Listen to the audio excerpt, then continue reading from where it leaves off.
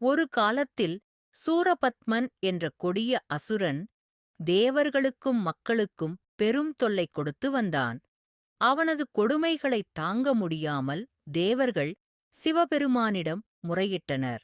அவர்களின் துயரத்தை அறிந்த சிவபெருமான் தனது நெற்றிக் கண்ணிலிருந்து 6 தீப்பொறிகளை உருவாக்கினார்.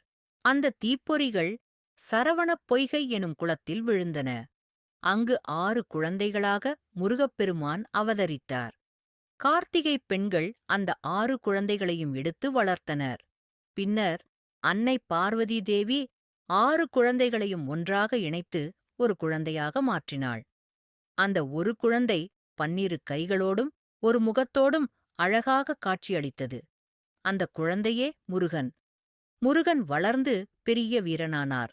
அவர் தேவர்களின் சேனாதிபதியாக நியமிக்கப்பட்டு சூரபத்மனை அழித்து தேவர்களையும் மக்களையும் காப்பாற்றினார்.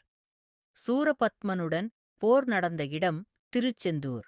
அங்கு முருகன் சூரபத்மனை தனது வேலால் வதம் செய்தார். முருகன் ஞானத்தின் வடிவமாகத் திகழ்கிறார். அவர் தமிழ்க் கடவுளாகவும் போற்றப்படுகிறார். முருகனை வணங்குவதன் மூலம் அறியாமை நீங்கி ஞானம் பெருகும் என்பது உண்மையாகும்.